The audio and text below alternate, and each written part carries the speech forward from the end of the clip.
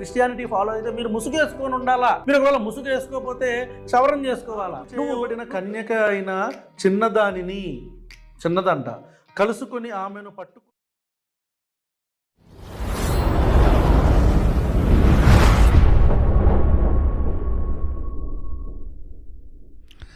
Praise the lord. దేవుని యొక్క మహాకృపలో మీ అందరికీ కూడా ఈ వీడియోకి స్వాగతం పలుకుతున్నాను. రవణ్ ప్రశ్న ఛానల్ అధినేత కొన్ని విషయాలు మాట్లాడారు బైబిల్ పైన. ఏం మాట్లాడారో ఒకసారి ముందుగా తెలుసుకోవడానికి ప్రయత్నం చేసే ముందు వారు ఏమంటున్నారంటే, బైబిల్ స్త్రీల పట్ల వివక్ష చూపిస్తుంది అంటే గౌరవిస్తుందా అవమానిస్తుందా అంటే ఆయన అంటున్నారు అవమానిస్తున్నట్టుగా వారు ఒక వీడియో చేశారు.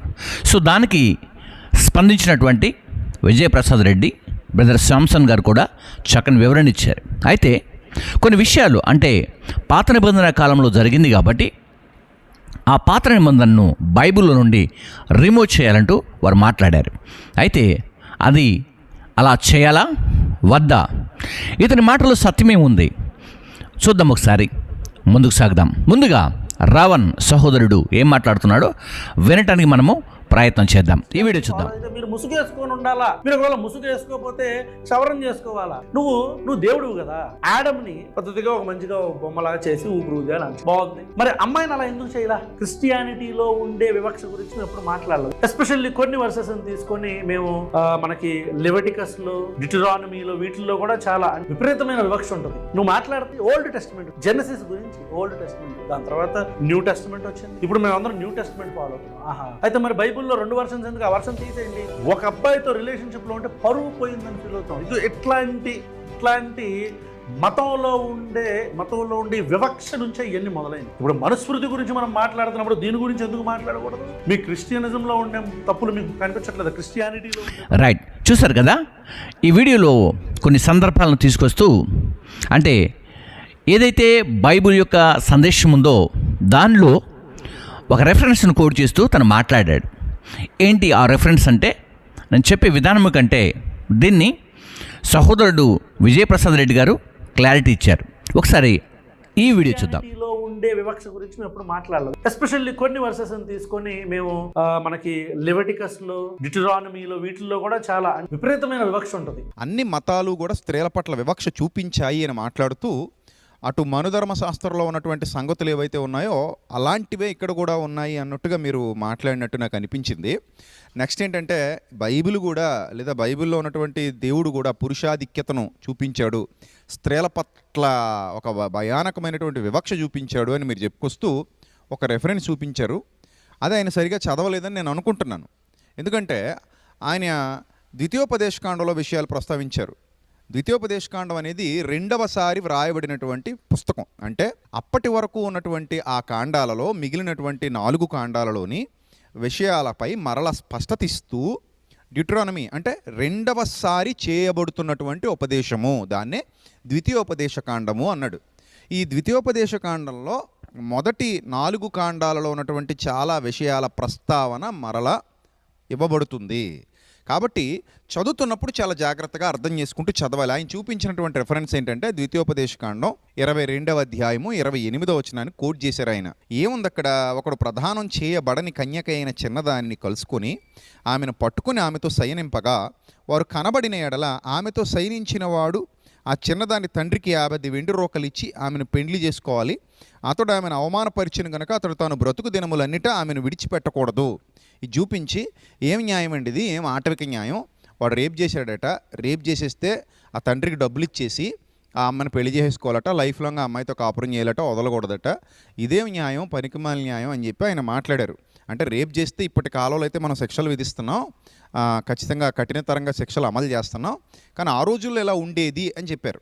సరే, యాక్చువల్లీ ఇక్కడ మీకు అర్థం కాని పాయింట్ ఏంటంటే, రేప్ చేస్తే ఖచ్చితంగా శిక్ష విధించమని ఆ పైనే వ్రాయబడింది. ఒకసారి చూడండి మీరు ద్వితీయోపదేశకాండం. సార్ ఒకసారి చూడండి ద్వితీయోపదేశకాండం 22వ అధ్యాయం 25వ వచనంలో, ఒకడు ప్రదానం చేయబడిన ఒక చిన్నదానిని పొలములో కలుసుకున్నప్పుడు ఆ మనుష్యుడు ఆమెను బలిమిని పట్టి ఆమెతో శయనించిన ఎడల ఆమెతో శయనించిన మనుష్యుడు మాత్రమే చావవలెను అని ఉంది. చూసారా? అంటే రేప్ చేస్తే మరణశిక్ష విధించారు ఆ రోజుల్లో కూడా. రైట్, చూసారు కదా, వివరణ చాలా బాగుంది అనుకుంటాను. బహుశా సహోదరుడు కొన్ని విషయాలు మర్చిపోయాడు. అంతేకాకుండా బైబిల్ గ్రంథాన్ని చదవటానికి కొంత అంటే జనరల్ నాలెడ్జ్తో పాటు ఆత్మీయ సంబంధమైనటువంటి నాలెడ్జ్ కూడా కావాలి. అంతేకాకుండా బైబిల్ గ్రంథాన్ని అందరూ విమర్శిస్తున్నారని రావణ్ సహోదరుడు కూడా విమర్శిస్తున్నాడని నేను అనుకుంటున్నాను. తన వీడియోలో నేను చూశాను. తను ఒక విప్లవకారుడిలాగా తను మాట్లాడుతున్న ప్రతి మాట కూడా ఎదుటి వ్యక్తిని ఆలోచింపచేసేలాగా, అంతేకాకుండా తన వీడియోలో చాలామంది నాయకులను ప్రశ్నిస్తూ వారి ఆంతర్యంలో ఉన్నటువంటి విషయాలను కూడా తను మాట్లాడుతున్నటువంటి వీడియోలో నేను చూశాను. అక్కడ నాకు చాలా నచ్చింది. అంతేకాకుండా ఇతని వీడియోలు నేను ఇంతకుముందు చాలా చూశాను. అయినప్పటికీ కూడా ఎన్నడూ మరి బైబిల్ మీద మాట్లాడినట్టు నాకు అనిపించలేదు. ఈ మధ్యకాలంలో గడిచినటువంటి దినమున నేను ఒక వీడియోని చూస్తూ ఉండగా మరి సహోదరులు ఈ వీడియోని షేర్ చేశారు. సో అంతేకాకుండా ఈ వీడియోని చెక్ చేస్తూ ఉండగా విజయప్రసాద్ రెడ్డి గారు అలాగే శాంసన్ గారు కూడా దీని మీద స్పందించి మాట్లాడినట్టుగా నేను చూశాను. అయితే వారి వీడియోల్ని జోడిస్తూ ఇందులో కొన్ని విషయాలు సహోదరులు చెప్పలేకపోయారు. ఆ విషయాలు నేను వ్యక్తపరచాలని చెప్పేసి ముందుకు వచ్చాను. ముందుగా శాంసన్ బ్రదర్ కూడా ఈ విషయాన్ని ఒక నూతన కోణంలో అర్థమయ్యే రీతిలోకి తీసుకొచ్చారు. సో ఆ విషయం ఏంటో తెలుసుకుందాం. తర్వాత నూతన నిబంధన గురించి, పాత నిబంధన గురించి కూడా కొన్ని విషయాలు నేర్చుకోవడానికి మనము ప్రయత్నం చేద్దాం. ఈ సమయంలో మరి ప్రశ్న ఛానల్ అధినేత సో రావణ్ గారికి నేను హృదయపూర్వకమైన శుభాలు తెలియజేస్తూ మరి ఈ సమయంలో ఒకసారి శాంసన్ గారు ఏం మాట్లాడారో ఈ వీడియోని చూద్దాం. ఈ కొత్త జనరేషన్కి తెలీదు. పాత అమ్మ నాళ్ళేమో చచ్చిపోయారా అరణ్యంలో. ఇప్పుడు కొత్తగా వచ్చిన పిల్లలకి మరలా వన్స్ అగైన్ సిలబస్ని రిపీట్ చేస్తున్నాడు. అలా రిపీట్ చేస్తూ 28వ వచనంలో ఈ మాట అన్నాడు. అంటే ఇది సెకండరీ పీస్. అంటే మరి మాస్టర్ పీస్ ఏది? నిర్గమాకాండం. ఇది సెకండరీ పీస్. మాస్టర్ పీస్ నిర్గమాకాండం. నిర్గమాకాండంలో దీని గురించి చాలా స్పష్టంగా మాట్లాడాడు దేవుడు. నిర్గమాకాండం 22వ అధ్యాయం 16వ వచనాన్ని ఒకసారి తీయండి. అదేనండి, సేమ్ అదే లా మాస్టర్ పీస్లో ఎలా ఉందో చూడండి. నిర్గమాకాండం ఒకడు ప్రధానము చేయబడని, ఇందాకదే సేమ్ చేయబడని ఒక కన్యకను, అది సంగతి మరుల్ కొల్పి యహ్పెతా అంటే అర్థమైందంటే యహ్పెతా అంటే అర్థమైందంటే ఆవిడ్ని మాయ మాటలు చెప్పి లోబరుచుకుంటాం. మరుల్ కొల్పి ఎంటైస్. ఒకసారి మీరు ఇంగ్లీష్లో ఎలా ఉందో ఒకసారి చూపి. ఏముంది అక్కడ? ఎంటైస్. ఏముంది? Entice. King James version. Next American standard version entice. ఇంకా బైబిల్ బేసిక్ వెర్షన్ చూడండి. Connection with her. Connection with her అంటే ఆవిడతో కనెక్షన్ కనుక పెట్టుకుంటే, కనెక్షన్ పెట్టుకోవాలంటే ఇష్టం ఉంటే పెట్టుకుంటారు, ఇష్టం లేకపోతే పెట్టుకుంటారా? కనెక్షన్ అంటే అర్థమైంది, రెండు ఏకీభవించాలి. రెండు ఏకీభవిస్తేనే కనెక్షన్ అయింది అది. ఇంకా కింద సెడ్యూస్. ఇంకా కింద సెడ్యూస్. వీటన్నిటికి అర్థం ఏంటో తెలుసా? మరుల్ కొల్పి అనే తెలుగు పదానికి అర్థమైంది. పెతాహ్ అనే హీబ్రూ పదానికి అర్థమైందంటే అది నీకు ఇది అని అవి కొనిపించి ఈ కొనిపించి ఆ అమ్మాయిని వశపరుచుకొని సెక్సువల్ కోరికలు తీర్చుకున్న సంఘటన గురించి మాట్లాడుతున్నాడు అక్కడ.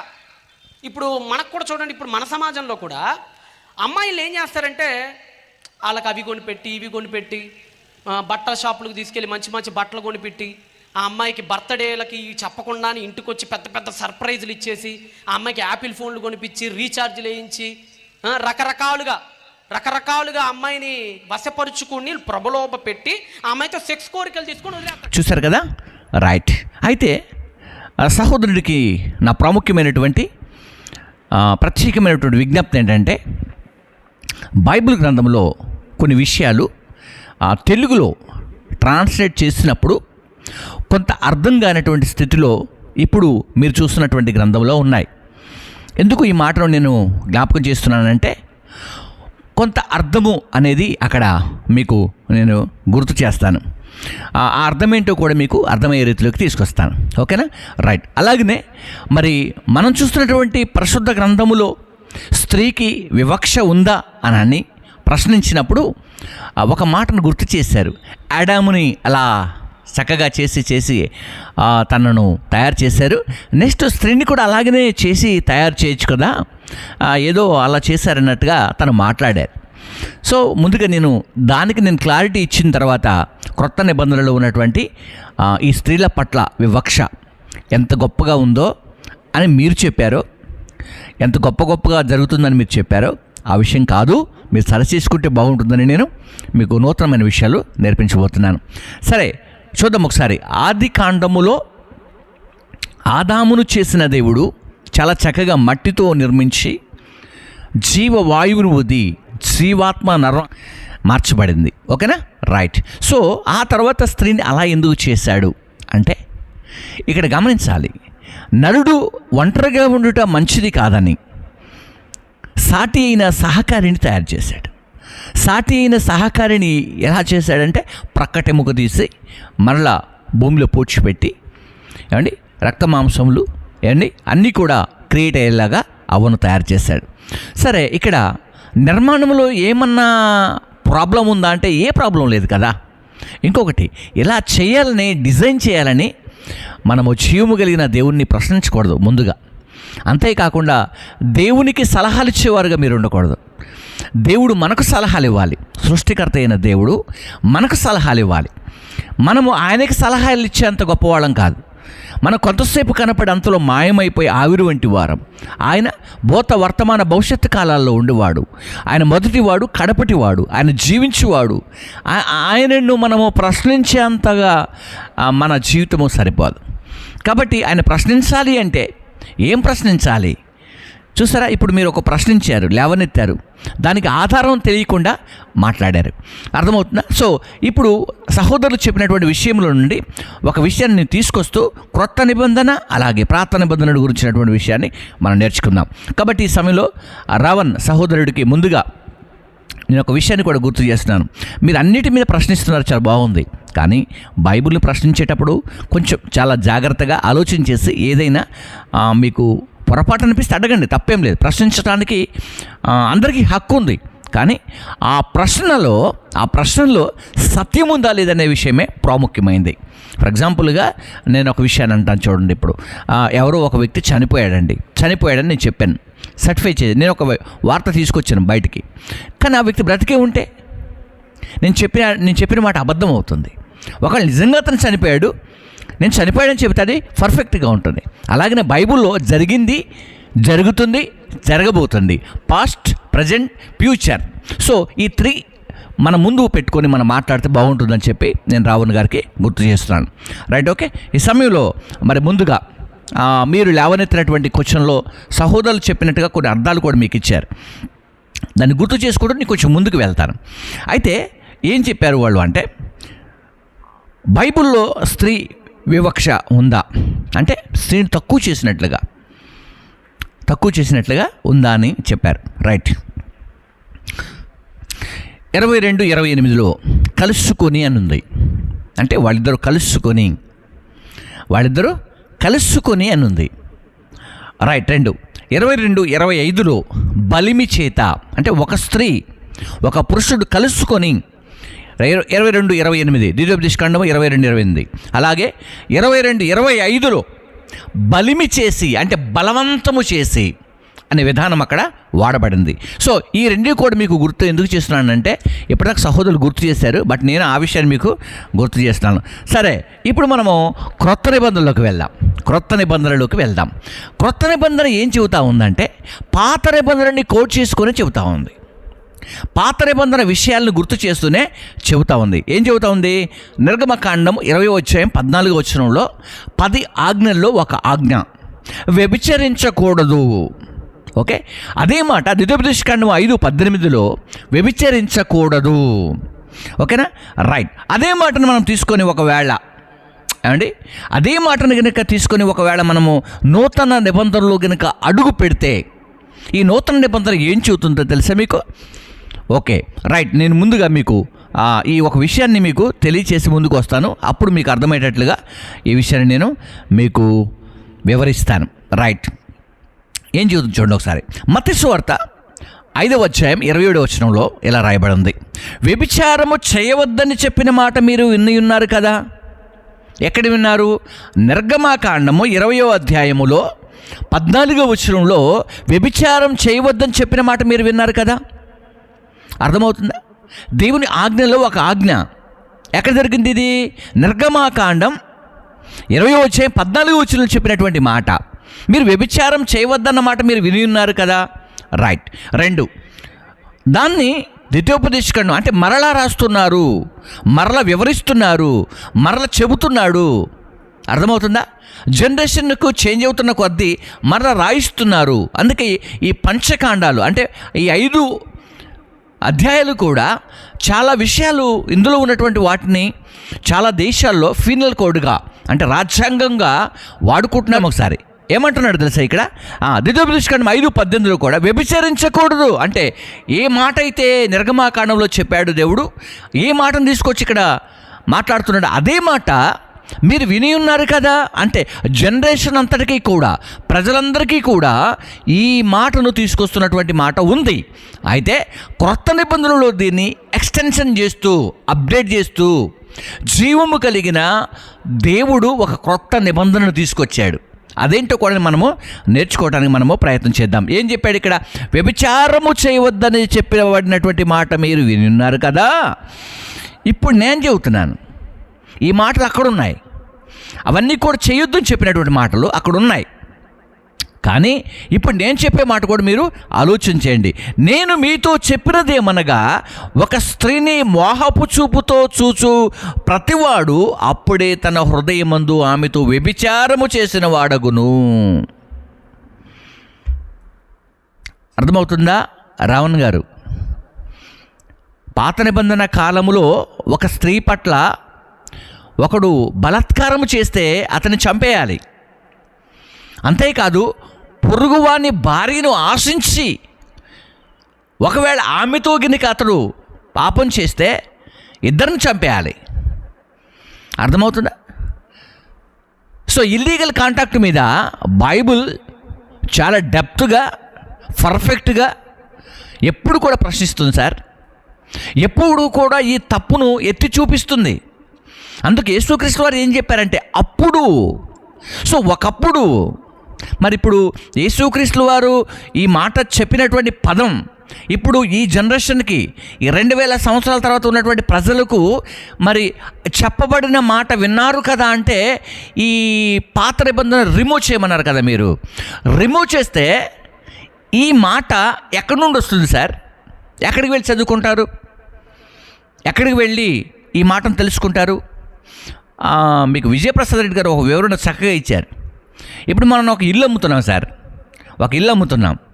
మన దగ్గర ఒరిజినల్ ఉన్నాయి, పేపర్స్ డాక్యుమెంట్స్ ఉన్నాయి. సో రిజిస్ట్రేషన్ ఆఫీస్కి వెళ్తే ఏమడుగుతారంటే ది లింక్ డాక్యుమెంట్ తీసుకురమ్మని అంటారు. సార్ నా దగ్గర లింకు లేదు, దానికి ముందున్న లింకు కూడా లేదు, ఇంకోటి లేదంటే ఇవి తీసి పక్కన పెట్టుకో అంటాడు. సో వాల్యూ ఉండదన్నమాట. అలాగే బైబిల్లో కూడా యేసుక్రీస్తు వారు ఏం చెప్పారంటే చెప్పబడిన మాట మీరు విని ఉన్నారు కదా. ఏం చెప్పాడు? ఒకప్పుడు చెప్పిన మాట, ఈ సత్యమైన మాట మీరు విన్నారు, బట్ అయితే ఈ సమయంలో నేను చెప్పే మాట కూడా మీరు వినండి అంటూ ఈ క్రొత్త నిబంధనలో ఇంకా అప్పుడైతేనేమో కొంత కండిషన్ ఉంది, దానికి మించిన కండిషన్ ఎవరికి వారే ఇండివిజువల్గా బుద్ధి తెచ్చుకోవటానికి, ఎవరికి వారే జ్ఞానం తెచ్చుకోవటానికి, ఎవరికి వారే నీచంగా ఆలోచన చేయకుండా ఉండటానికి జీవము కలిగిన దేవుడు ఈ ప్రపంచంలో ఉన్న ప్రతి మనిషికి, ప్రతి వ్యక్తికి కూడా ఈ పరిశుద్ధ గ్రంథం ఇంతటి చక్కని మాట నీ జీవితంలోకి ఎలాంటి ఆలోచనలు రావద్దు అనే చెబుతా ఉంది. సో ఇక్కడ ఆ మాటను వివరిస్తున్న దేవుడు ఒక మాటను చెబుతున్నాడు. చూద్దాం ఒకసారి. ఏమంటున్నాడంటే నేను మీతో చెప్పినది ఏమనగా ఒక స్త్రీని మోహపు చూపుతో చూసు ప్రతివాడును అప్పుడే తన హృదయమందు ఆమెతో వ్యభిచారం చేసిన వాడు అగును. అయితే ఆ కండిషన్లో ఇంతకుముందు నరహత్య జరిగేది, ఓకే, బట్ అప్పుడు ఏం జరిగేది? చంపేసేవాళ్ళు, రాళ్లతో కొట్టు కూడా చంపేసేవాళ్ళు. మొన్నటి దినాన మనం కోల్కతాలో చూసాం ఒక డాక్టర్ని అండి అంత హీనమైనటువంటి స్థితిలో వ్యభిచారం చేస్తే ఏం చేసింది మన దేశం? మా వరంగల్ సిటీలో కూడా ఒక చిన్న అమ్మాయిని, చిన్న పాపని చేశాడు. ఏం చేసిందండి ప్రపంచం? అంటే ఇక్కడ ఏం లేదు, భయం లేదు దేవుని ప్రజలారా. ఇదే కనుక మనము ద్వితీయోపదేశకాండంలో ఉన్నటువంటి కండిషన్ మన భారతదేశంలో కనుక కొనసాగిస్తే ఆ terms and conditions the law ఇక్కడ కూడా యూజ్ చేస్తే ప్రతి ఒక్కరికి భయం ఉంటుంది. ప్రభు ఏం చెప్తున్నాడంటే మీ ఆంతర్యములో భయం ఉంచుకోండి. ఒక స్త్రీని చూసినప్పుడు చాలా జాగ్రత్తగా చూడండి. నీ కన్నుని గురించి మాట్లాడుతున్నాడు. చూసే ఈ కన్నుని గురించి కూడా మాట్లాడుతున్నాడు. ఇంతకంటే క్లారిటీ ఎక్కడుంది బ్రదర్? రవణ సహోదరుడా, ఇంతకంటే క్లారిటీ, ఇంతకంటే అద్భుతమైనటువంటి విషయాలు, స్త్రీని గౌరవించే విధానంలో, స్త్రీ పట్ల దేవునికి ఉన్నటువంటి ప్రేమ. మీకు ఒక విషయాన్ని చెబుతాను చూడండి. జీవము కలిగిన దేవుడు, ఒక స్త్రీ పాపంతో పట్టబడింది. యేసుక్రీస్తు వారు పరిచర్య చేసే ఆ టైంలో అందరూ రాళ్ళతో కూడి చంపడానికి వస్తే యేసుక్రీస్తు వారు వారి యొక్క జీవితాన్ని భూమి మీద రాసి వాళ్ళందరినీ పంపించాడు. పంపించినప్పుడు ఆమెను చూసి ఒక మాట అన్నాడు. ఏమన్నాడు తెలుసా? అమ్మా, ఎవరు నిన్ను శిక్షించలేదా? అమ్మా అని పిలిచాడు. ఒక పాపము చేసే స్త్రీని పట్టుకొని అమ్మా అని పిలిచాడు. అదండి గౌరవించడం అంటే, అది ప్రేమించడం అంటే. ఈ లోకంలో ఉన్నటువంటి వాళ్ళు మనం చూస్తూ ఉన్నాం చాలామంది. నేను ఎవరి పేరు చెప్పను, ఎవరి గురించి మాట్లాడను. ఎంత నిశ్చయంగా మాట్లాడతారండి, ఎంత దౌర్భాగ్యంగా మాట్లాడతారు. మీరు ఖండిస్తున్న వీడియోస్ నేను చూస్తూ ఉంటే నాకు చాలా చాలా చాలా నేను చాలా మీ మీద గౌరవం పెట్టుకున్నాను. అయితే ఇక్కడ మీకు ఒక విషయం చెబుతాను చూడండి. ఏమో అది బ్యూటిఫుల్గా కనపడతా ఉంది కదా. ఒక స్త్రీ బ్యూటిఫుల్గా కనపడ్డప్పుడు అది చూడటానికి అవసరమైంది మన దేహంలో ఏంటిదంటే కన్ను. ఈ దేహమునకు దీపము కన్ను. అర్థమైందా? ఒకవేళ అలాంటి మనస్సాక్షి గనుక నీ బ్రతుకులోకి వస్తే, నీ జీవితంలోకి వస్తే ఏం చేయమని చెప్పాడో దేవుడు చూద్దాం ఒకసారి. నీ కుడి కన్ను నిన్ను అభ్యంతరపరచని ఎడల దానిని పెరిగి నీ యొద్ద నుండి పారవేయమో. సార్, అలాంటి ఆలోచనలు వస్తే, అలాంటివి ఈ శరీరంలో క్రియేట్ అవుతే నిత్య నరకాగ్నికి వెళ్తారని చెబుతుంది. చూసారా? అక్కడైతే చంపేయాలి. అండి, చాలా జాగ్రత్తగా వినండి. ఈ వీడియోని వీక్షిస్తున్న ప్రేమటువంటి స్నేహితులారా, పాత నిబంధన కాలములో అయితే రాళ్లతో కొట్టి చంపేస్తారు. ఎవరిని? పాపం చేసినటువంటి వాళ్ళని. నిజంగా మన భారతదేశంలో, మన ఇండియా కాన్స్టిట్యూషన్లో, మన ఇండియాలో ఉన్నటువంటి రాజ్యాంగంలో నిజంగా ఇలాంటి భయంకరమైనటువంటి శిక్షలుంటే స్త్రీలందరూ కాపాడబడతారు. చూసారా? కొన్ని దేశాల్లో, సౌదీ అండి, దుబాయ్, కొన్ని కంట్రీస్లో ఇలాంటివి ఉన్నాయి. ఇప్పటికి కూడా స్త్రీలను గౌరవిస్తున్నారు వాళ్ళు అక్కడ. కాబట్టి మన 130 కోట్లు ఉన్నటువంటి మన దేశంలో కూడా జాగ్రత్త లేకపోతే ఆడపిల్లలు అనాథలు అవుతారు సార్. ఆడపిల్లలు మిస్ అవుతున్నారు సార్. ప్రపంచంలో స్త్రీని గౌరవించే విధానము బైబిల్ చక్కగా నేర్పింది సార్. ఆ నేర్పిన విధానం ఏంటంటే ఒక స్త్రీని చూసే విధానం. ఒక స్త్రీని చూసే విధానంలో కూడా కన్ను అభ్యంతరపరిస్తే ఆ కన్నును ఏం చేయమని చెప్పిందట? ఏమండి?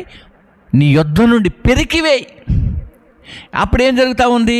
దేహమంతయు నరకములో పడవేయుట కంటే అవయవములో ఒక కన్ను లేకపోయినా పర్వాలేదు, నువ్వు పరలోకానికి వస్తావని చెబుతుంది. ఇంతకంటే చక్కగా బైబిల్ గ్రంథం ఎలా బోధించుతుంది సార్. సో ప్రేమటువంటి స్నేహితులారా, దేవుని ప్రజలారా, ఇప్పటి వరకు ఈ వాక్యాన్ని వీక్షించిన మీ అందరికీ కూడా నేను శుభాలు తెలియజేస్తాను. బైబిల్ ఏం చెబుతుందో తెలుసా? స్త్రీకి చక్కని విలువనిస్తుంది. ఇక ముసుగు వేసుకోమని మాట్లాడినటువంటి మాట కూడా ఉంది. ముసుగులు వేసుకోండి అని. సార్, ఏం చేస్తారు సార్? ఈ లోకంలో చిరతపుళ్ళు ఉన్నాయి, ఈ లోకంలో గుంట నక్కలు ఉన్నాయి, ఏమండి? ఈ లోకంలో సింహాలు లాంటి మనుషులు ఉన్నారు. ఎవరిని మింగుదునా అని తిరుగుతున్నటువంటి సింహాలు ఉన్నాయి. ఆ ముఖాన్ని దాచుకుంటే వాళ్ళ ప్రాణాన్ని వాళ్ళు కాపాడుకుంటారు సార్. రావణ సహోదరుడా, కాపాడుకుంటారు వాళ్ళు. It's a protection. చూసినప్పుడు అందంగా కనపడితే వెంటబడతారు సార్. వెంట పడేవాళ్ళు కూడా ఉన్నారు. కాబట్టి మన భారతదేశంలో ఉన్నటువంటి పరిస్థితి ఏంటంటే అండి, చాలా చక్కగా ఉంటారు, నీట్గా ఉంటారు, డ్రెస్ బాగుంటుంది, వాళ్ళు అందంగా తయారవుతారు. కానీ చిరుతపుల్లులా కళ్ళల్లో పడతారు. సో మీరు బయట కంట్రీస్కి వెళ్తే, కొన్ని దేశాలకు వెళ్తే శిక్షలు బాగుంటాయి కాబట్టి వాళ్ళు భయంగా ఉంటారు. అదే మీరు సౌదీ, దుబాయ్ ఆ ప్రాంతాలకు వెళ్తే స్త్రీలందరూ కూడా మంచి గౌన్ వేసుకుంటారు మీద. అంటే అదేంటంటే మీరు ఇలా విప్పుకొని ముఖం పేసంతా కూడా చూయించుకొని తిరగమని కాదు, వేసుకోవటం వల్ల ఏంటంటే ఈ కన్ను దృష్టి నుండి తప్పించబడటానికి, కన్ను దృష్టి నుండి దూరంగా ఉండటానికి. చాలామంది కన్ను దృష్టి దిష్టి తలుగుద్దని కాళ్ళకు దారాలు కట్టుకునే వాళ్ళు ఉన్నారు, అండి చేతులకు దారాలు కట్టుకునే వాళ్ళు ఉన్నారు, ఇంటి ముందు నిమ్మకాయలు కట్టుకునే వాళ్ళు ఉన్నారు, చాలామంది ఉన్నారు. సో అదొక ఆలోచన వాళ్ళకి. నేను అది కట్టుకుంటే తప్పంటలా, బట్ అదొక ఆలోచన. కానీ బైబిల్ ఏం చెబుతుందంటే కన్ను దృష్టి ఇక్కడ, ఈ కళ్ళు కరెక్ట్గా ఉంటే ఎదుటివారు పర్ఫెక్ట్గా ఉంటారు. నువ్వు చూస్తున్న చూపు మంచి చూపు అయితే ఎదుటి వాళ్ళు చల్లగా ఉంటారు. అర్థమవుతుందా? దారాల్లో ఏముంది సార్, దారం కట్టుకుంటే పోయేదేముంది, దారం కట్టుకోకుంటే వచ్చేదేముంది. కానీ జీవము కలిగిన దేవుడు బైబిల్ని ఎంత గౌరవిస్తున్నాడు, స్త్రీలను ఎంత గౌరవిస్తున్నాడు, అమ్మా అని పిలుస్తున్నాడు. ఓకేనా? ఎవరు నిన్ను కష్టపెట్టలేదా, నన్ను ఎవరు నేను నిన్ను కూడా కష్టపెట్టను అంటూ అంత చక్కగా వివరిస్తున్నాడు కదా సార్. కాబట్టి మరి మీరు ఈ విషయాలు తెలుసుకోవాలి. అంతేకాకుండా కొన్ని బైబిల్లో ఉన్నటువంటి విధానాలు కొంతమందికి అర్థం కావడానికి కొంత టైం పట్టుతుంది సార్. ఒకవేళ ఏదైనా ఉన్నప్పుడు మీరు ప్రశ్నిస్తే తప్పులేదు. నేనేమన్నా, మీరు అసలు ఛానలే ప్రశ్న ఛానల్ కదా. కొంతమంది ఏదో కేసు పెట్టినట్టుంది, మీరు కొన్ని ఇమేజెస్ చూయించుకుంటూ మాట్లాడుతున్నారు. నేను ఆ వీడియో చూశాను, బట్ మీ కొరకు అవి కూడా చూస్తున్నాను. సో మీ కొరకు ప్రార్థన చేస్తాం సార్, మీ కొరకు ప్రార్థన చేస్తాను. మీరు బైబిల్ని ప్రశ్నించండి, షూర్గా ప్రశ్నించండి, బట్ ఏ మాత్రం కూడా వెనక అడుగు వేయకండి. కానీ అక్కడ విధానం ఏంటో తెలుసుకోండి. ఫస్ట్ అక్కడ ఏం జరుగుతుందో తెలుసుకోండి. ఎందుకంటే ఈ గ్రంథంలో సార్ 28 గ్రంథాలు లిఖితమైనటువంటి గ్రంథం ఈ గ్రంథం. కాబట్టి మీరు చూశారు కదా, ఇప్పుడు మీరు అనుకున్నట్టుగా ద్వితీయోపదేశ కాండంలోనే అది ఉందనుకున్నారు, కానీ ద్వితీయోపదేశ కాండంలో ఆ విషయం లేదు. ద్వితీయోపదేశ కాండంలో రెండోసారి రాయబడింది అది. మొదటిసారి ఎక్కడ రాయబడింది? నిర్గమకాండంలో రాయబడింది. అర్థమైంది సార్ మీకు? ఇక్కడ బలిమి చేత, ఆ తర్వాత మీరు చెప్పినటువంటి పదములోనే ఇంకొక మాట ఉంది సార్. ఆ మాట చెప్పి నేను ముగిస్తాను. ఏంటి ఆ చక్కని మాట? ఒకసారి నేర్చుకోవడానికి మనందరం కూడా ప్రయత్నం చేద్దాం.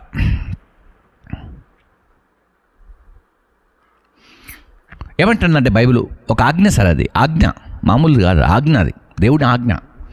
నీ పొరుగువాని ఇల్లు ఆశింపకూడదు, నీ పొరుగువాని భార్యనైనను, అతని దాసినైనను, ఏమండి, అతని దాసినైనను, అతని ఎద్దునైనను, అతని గాడిదనైనను, పొరుగువాని తగు దేనికని కూడా ఆశించవద్దని బైబుల్ స్పష్టంగా తెలియజేస్తుంది. ఇల్లీగల్ కాంటాక్ట్ని టోటల్లీ రద్దు చేస్తుంది.